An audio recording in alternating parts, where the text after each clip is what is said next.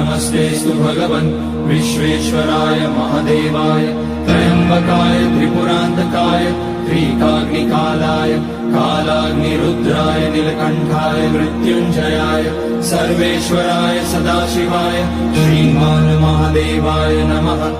ॐ नमः शम्भवाय च मयोभवाय च नमः शङ्कराय च मयस्कराय च नमः शिवाय च शिवतराय च।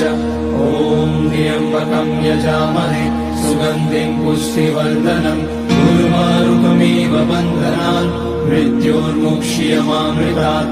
नागेन्द्रहाराय त्रिलोचनाय भस्माकराय महेश्वराय नित्याय शुद्धाय दिगम्बराय तस्मै नकाराय नमः शिवाय।